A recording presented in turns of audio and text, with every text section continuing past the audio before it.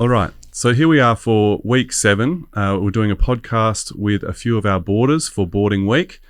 And we have Jake Dorr here with us, Jasper Good and Ollie McNamara. So boys, ask a few questions, few topics, and feel free to, share a story if you think it's relevant, not always back and forth. You can tell me what you think. Okay, but why don't you start with where you're from and also a little bit about what you get up to when you're at home.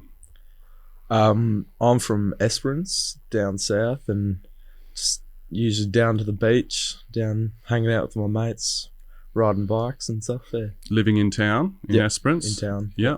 Jasper? Yeah, I'm from Manjimup, down south. I live on an apple orchard, and I enjoy mountain biking and hang out with my mates at home and working on the farm. Yep. Excellent. Yeah, and, I'm from a small country town in Williams, and I just like helping Dad out at the farm and stuff like that. So you're farming? Yeah. What sort of things do you farm? We do crop and sheep. All right. Oh, why don't you tell me a little bit about what's going on at the farm at the moment? What's keeping you and Dad and Mum busy at the moment? Well, at the moment we're getting pretty close to finish seeding, so everyone's getting a little bit tired before the end, but it's good. Can you tell us a bit about seeding? Because I've heard that seeding and harvest are the two big seasons. If you're a cropper, what sort of thing? What are you doing in seeding, and why is everyone tired at the moment? It's pretty long hours at the moment. Like the SC's going like 18 hours a day, and everyone's sort of going pretty flat out. Spraying and stuff like that, so it just gets a little bit hectic and stressful towards the end. So you're putting the seed in the ground in the paddocks and spraying. Is that fertilizer? You go over it before you spray before you seed, so that just kills all the weeds and stuff like that before you go and seed it. Okay, so you just got a fresh paddock and then you drop the seed in after that. Yeah. Okay, excellent. And Jasper, what's going on? Your apple farming or apple orcharding? You tell me what's the appropriate way to say it. It's just apple farming. Like, we live on an orchard. Like, at the moment, we're in the middle of harvest. We're probably getting towards the end of harvest. But it's been pretty busy. When I go home, I was working on holidays, helping pick, and What sort of apple varieties are you farming? We've farm like a heap of different varieties, maybe 10, maybe more. I'm not sure how many. Okay. And Jake, you live in town in Esperance, so I'm guessing not farming family. No. Tell us a bit about what your parents get up to in Esperance. Well, my dad is CBH. Okay. So just pretty much working up here, and then my mum's been at the bank. So, boys, this is a good chance, as I was saying before, just for you to give everyone an insight into a pretty unique life. I think you guys have a unique life at home, where you're from, but then also living in Perth, going to a boarding school. It's not something that everyone gets to do, and I think there'd be people out there that would be pretty interested in what boarding school is like for you guys. So why don't we just go around the table first and let me know where you're from and what sort of things your family get up to, what sort of things go on in your town.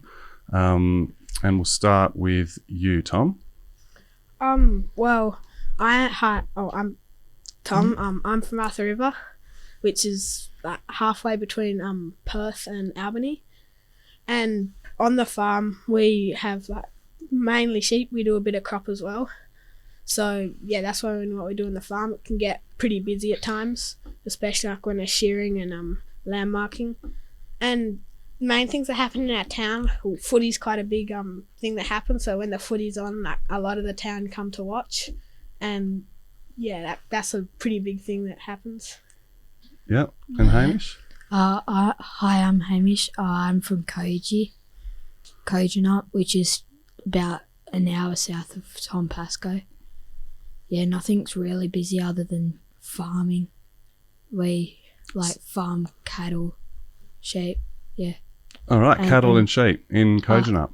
Yeah, and like crop as well. Yeah. All right. And so for both of you, a little bit down Arthur River and then a bit further down south to Kojonup, all on the Albany Yeah. Highway. Farming communities, what's sort of going on at the moment in the farm? Lambing. Yeah, lambing. That's Yeah, happened. lambing. We're doing a bit of shearing, finishing seeding, or for some of us. A Yeah, lot of some people of are us. still halfway through.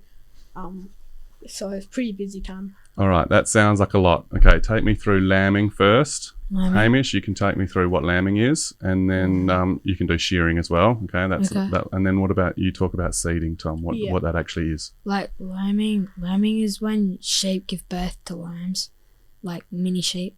Mhm, yeah, yeah. So that is happening at the moment. So that tends to happen all at the same time. Yeah. The sheep get pregnant at the mostly. same time and give birth at around Yeah, about it's the same mainly time. like May and October, I think.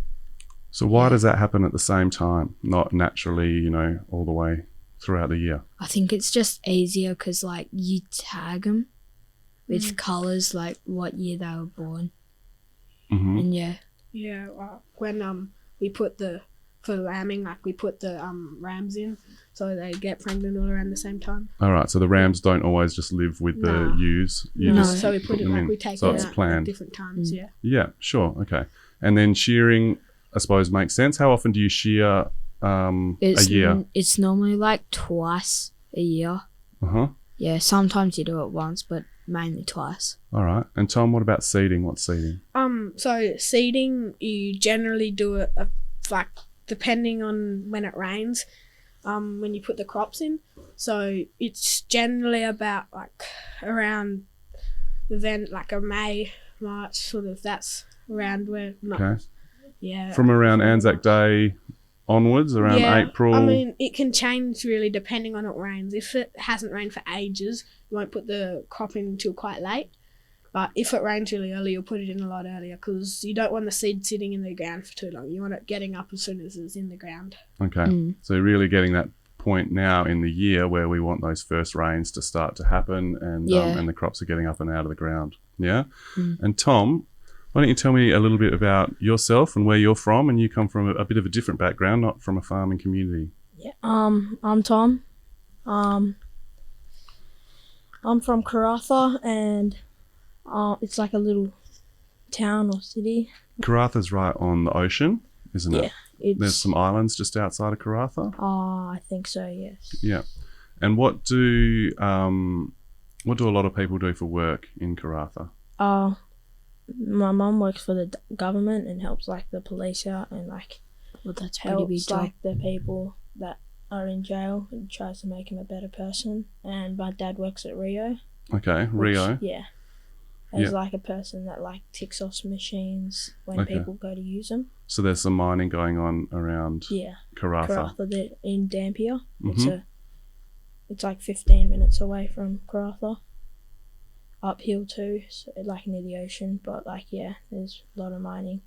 There's like lots of jobs like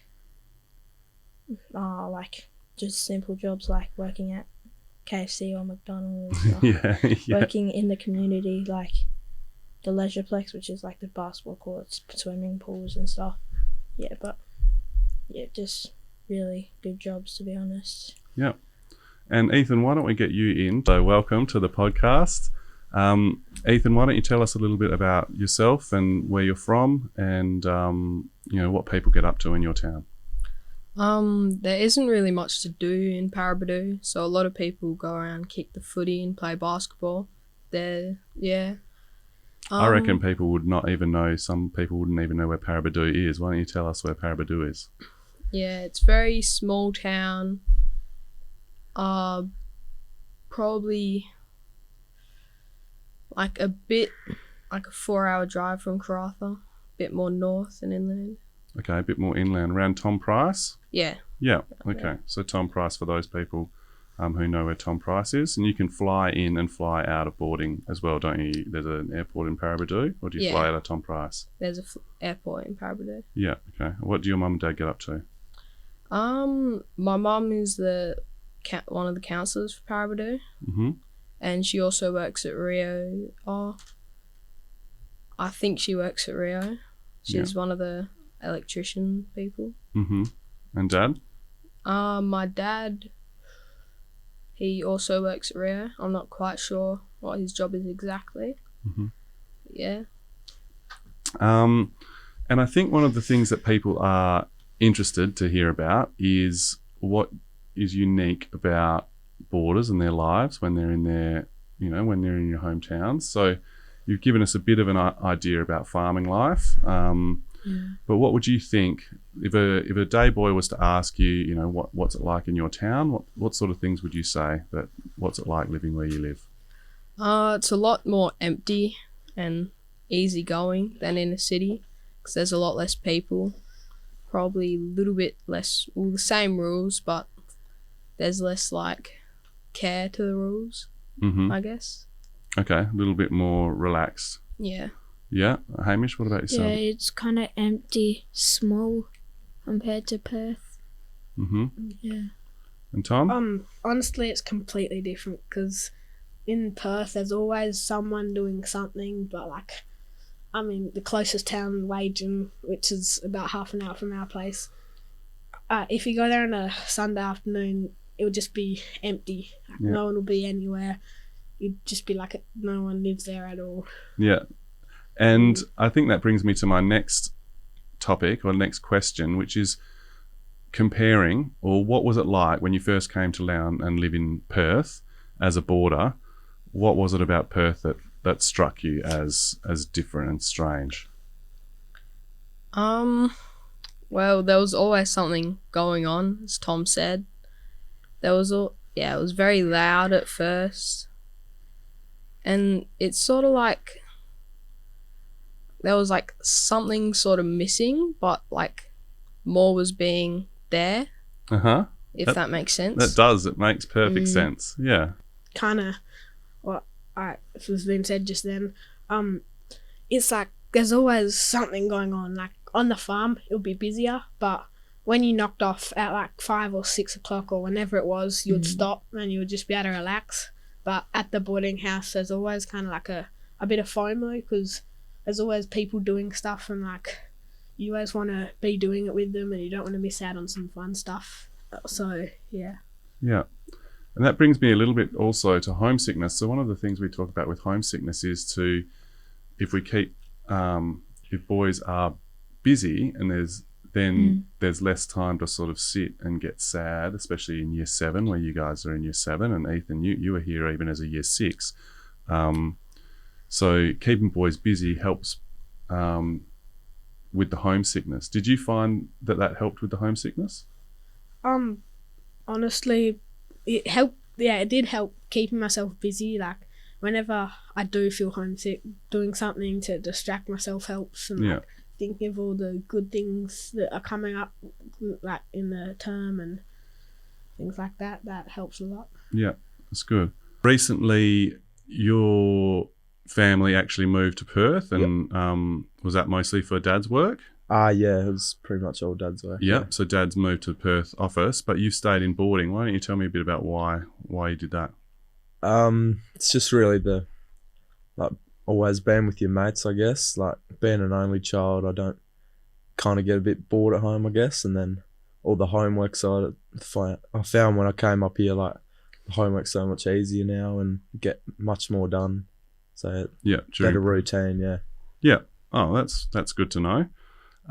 So that actually, one of the things I think people find quite unique about boarding, it's very hard to get to get a sense of what it's like, especially when you're thinking about, in the big house there's 90 odd boys, all about the same sort of age. Jasper, what's it like living with, 90 guys about your age? Yeah, it's pretty good. I've always loved hanging out with my mates and always having a good time. And I came up to school and I've just my friend groups have just got heaps bigger. I've got friends at home, heaps of friends up here, and it's great. It's basically a big sleepover with your mates the whole time. It's pretty fun.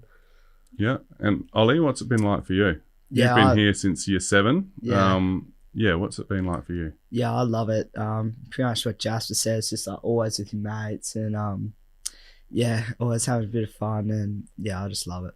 No, that's good. That's great to hear. What do you think? When I sort of say, what's it like to live with 40 other guys in the boarding house? What's your immediate gut reaction? What's your thoughts? I kind of like it, to be honest, because I've always lived in a house of 4 sisters, and I get to be around boys, and like if there's something wrong, you always got someone that's been in your shoes, and you can have a talk with them. Yeah, that's great. And what about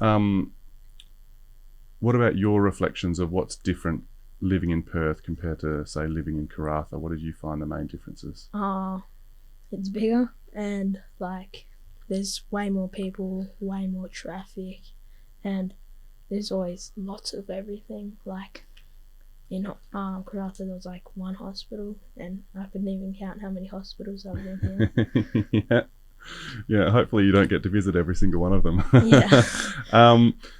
Tom, could you take us a little bit about, I think one question or one topic that day boys and people who don't board would be really interested in is what do you guys get up to on the weekends? Why don't you take us through a little bit about what you get up to on the weekends? So for rec activities, which is what we do on the weekends. Recreation. Yeah.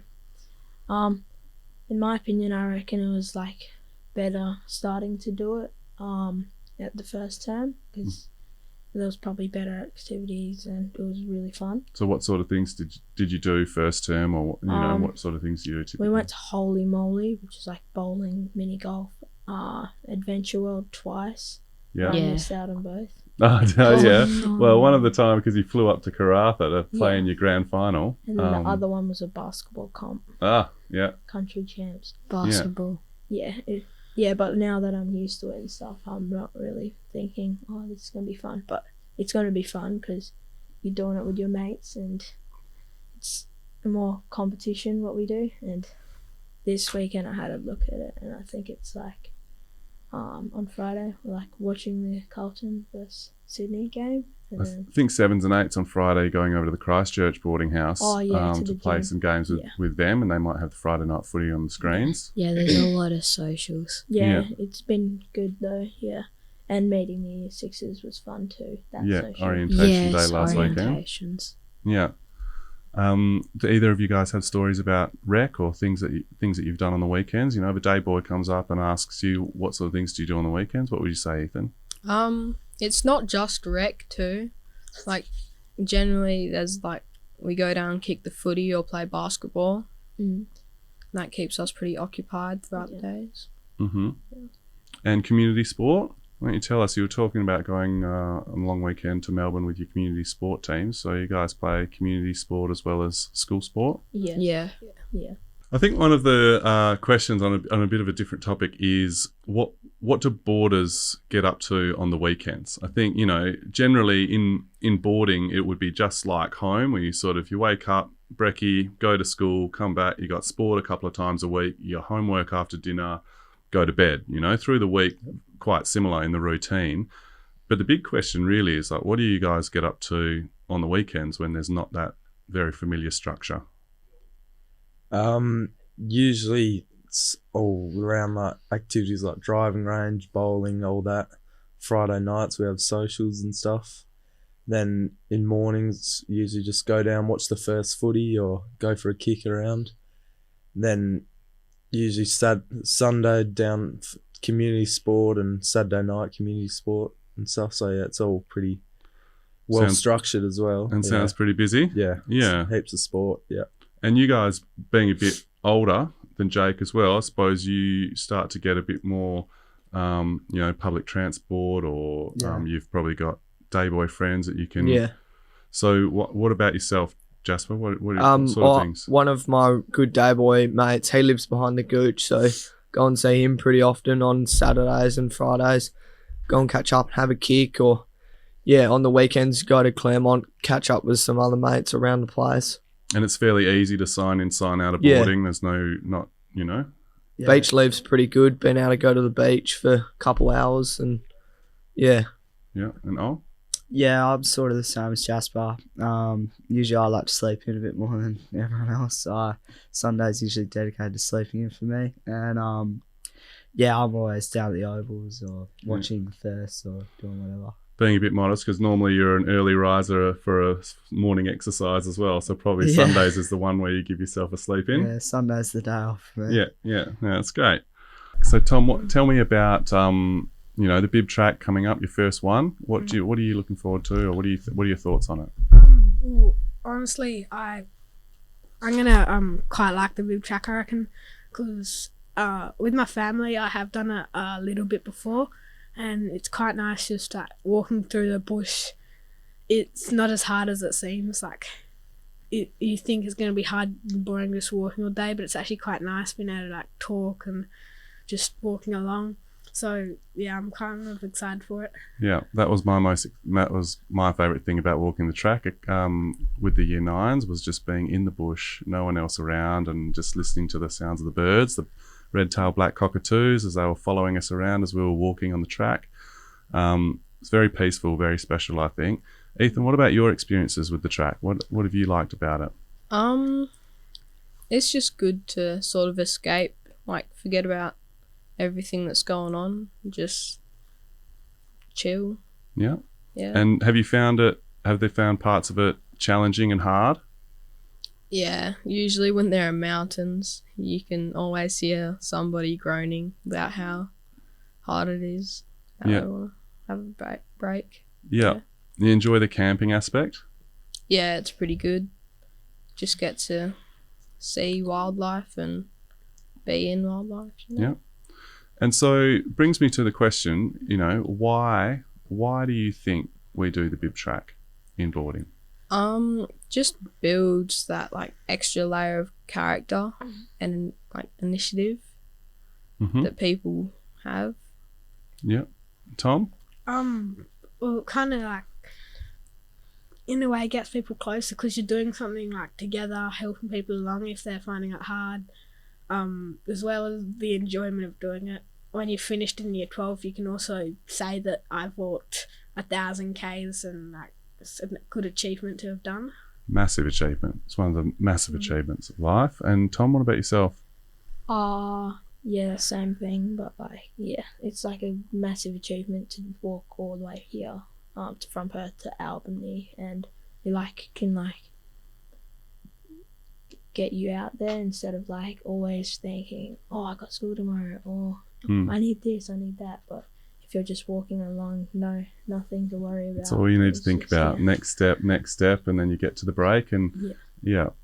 Now you say walking from Perth to Albany. If you drive from Perth to Albany, I think I looked it up, and it was just over 400 kilometres.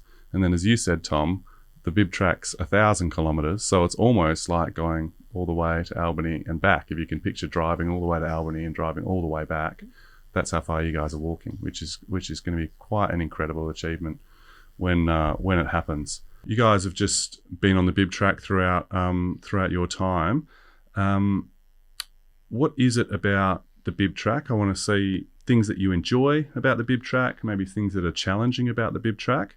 And really, one of the things I want to know as the head of boarding is your answer is, why do you think we go on the bib track? Why do you think for the last 20 years, Scotch has been taking boarders out on the bib track? So, Ollie, you've just been out on the bib track. So why don't you tell me a bit about what you've enjoyed and what you found challenging?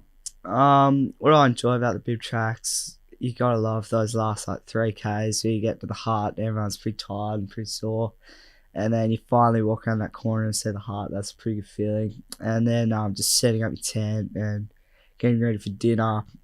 It's a really good feeling, like playing cards and stuff that night. It's pretty fun. And what I find challenging is got to be just like the mental side of it, I guess. Like you're always thinking, I really want to go home, or I just want to go on my phone and chill or do whatever. And it's always pretty hard. But I always go back to thinking, I really want to do this. I want to finish it. I've come this far, so yeah. That's what I think. So it's the sort of constant. It's a bit of a grind, but then there's those little moments of real excitement in there that sort of keeps fueling you to keep going. Yeah, and definitely. then the longer term goal of actually finishing, and what an achievement that would be. Yeah. What about you, Jasper? What are your experiences on the bib track? No, it's good, like walking with your mates for a week, just being out in the bush, having a break from school, having a bit of a laugh and mucking around. I guess it's pretty challenging the obvious parts like hills and that stuff. Walking like flat's pretty good, but hills and that sort of sucks. And yeah, like Ollie said, getting to the heart every night, cooking dinner with your mates and enjoying it, and yeah, it's pretty fun. I enjoy it most of the time, and there's sometimes where you have like mental challenges, and yeah, I think bib track's good it helps prepare you mentally and For persistence, I suppose, pushing through things. And Jake, what about you? Tell about your experiences with bib track. Yeah, well, just getting a week off school's pretty good. Like, it gets a bit stressful sometimes, like jam-packed, like with all the homework, and then you just go out to the bush. You don't really have to worry about any of that stuff. And then it just gets challenging, I guess, like day 3 sort of. You know, you're done half of it, you still got half left, and like that's when your shoulders and your legs kind of start to give way and stuff, but then you just push through that, and then once you get there, yeah, it's the best feeling. Yeah. That's great. And I suppose this leads me into the question: why do you think that we do the bib track? I think the reason just because get us pretty much out just to see nature and stuff, because as boarders, like school, it's like a schedule, I guess. Like you always have, say, like wake up, school, and it's not really outdoors as much until sport. Mm-hmm. Then just getting us out talking, because sometimes we can just be in our rooms after dinner or something, just sitting there. We don't be as social, but just getting outside, you always have a chat. That's like the only thing you can do, I guess.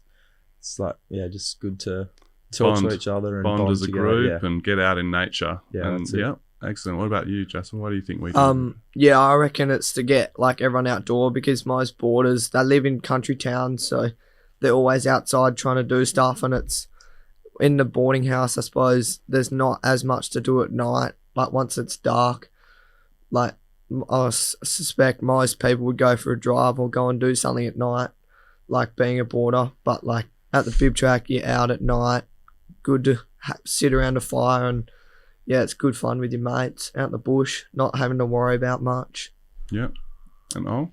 Yeah, I think a little bit the same as Jasper. Like we're all boarders and we all love the bush, so I think it's really good for us, you know, get out of the big smoke a bit and see the bush again, tell a few stories, and yeah, that's why I think it's really good. Yeah, I think teaching you about, or giving you experiences about persistence, about keeping on pushing through even when your legs are sore or when you're finding things challenging. I think that's a big part of it as well. So it's, and getting that sense of achievement once you've actually done something, that's all part of it as well.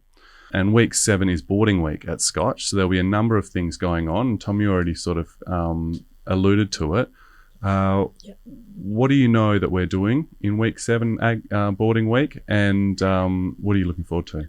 I've heard that we're doing bubble soccer. On the Friday. Yeah, and we're gonna start playing Gaelic football, I think. Yep. And like, I'm really looking forward to playing bubble soccer, because back in Karratha, only a couple people there had like the actual bubble things, and I've only touched one but never played in one. And like, I think it was Finacle last year, which is like the big event that happens. Finac was the big show in Karratha, isn't it? Yeah, I've been there a couple of times. You can just like go on these bubble soccers and like just run around in water and just push people, but like it's kind of expensive to do. So you're looking forward to the bubble soccer. It's going to be in middle school. It'll be a day boys versus boarders bubble soccer game on the Friday, which will be exciting. Is there anything else that you're looking forward to? Well, you guys in week 7 before that are walking on the bib track for the first time, so that's a big part of boarding week, the year 7's first bib track. Ethan, anything that you're looking forward to in week 7 and boarding week? I know they usually get the like pets, like the petting zoo down there. Yeah, the animals down there at Farm Week. Where we've got farm animals. We've got horses this year, which will be really exciting, as well as the petting zoo. And the motorbikes. The motorbikes. The boarders' motorbikes. Yeah. One of the things that we're going to be doing is the Friday we have Ag Day. And on Ag Day we're down at the Gooch. We have a big careers tent where there are a number of 10 or 12 exhibitors who are going to be talking about careers in not just agriculture but other industries that are out in the regions. We have Tourism WA coming, for example. We have a couple of mining and resource companies. We have and a couple of farm companies. We have vets, all sorts of different sectors of our regional sort of industries. There's a chance for you to see that and to sort of look at that, and also for our day boys to sort of see the great opportunities that you could get out in ag. I think a lot of the boys might not know. At schools we often push things like STEM, science, engineering, and things. And Ollie, you can probably tell me, like, thinking about your tractor and seeing it fairly recently, and your dad talking to me about the sprayer and the cameras and identifying weeds, and and the sorts of technology that's going on in ag at the moment. Driverless tractors are about to sort of start coming off the production line. You tell me a little bit about your knowledge of that. What would day boys not know about STEM in ag or in the country? Well, I think most city boys think it's pretty dirty work, and it's all the technology is pretty old and all that sort of stuff. But I think it is very advanced. And I'm still getting my head around all the technology. We're always calling John Deere and all that sort of stuff. Still trying to get heads around it. It's pretty gets pretty complicated at times. Yeah. But There's a lot going on with drones out there, and mapping, GPS mapping, and there's like stepping into a tractor sometimes like stepping into a computer, isn't it? It's like, there's a fair bit going on. Yeah. And another thing that we're doing throughout the week is we'll have a Blair vs Sterling tug of war competition. So for you guys to show the day boys about the clans. And there's a bubble soccer game, a day boys versus Borders bubble soccer game going on down at the down on Ag Day as well. So it should be a really fun experience, and a rare chance for the Borders to march as an 11th house on that Friday. So all the 10 houses march, and then we'll have the Borders march as the 11th house. So that should be something to look forward to as well. Guys, thank you so much for your time. It's been a real pleasure chatting to you. And sorry for taking you out of class, but you've done a fantastic job, and thanks very much.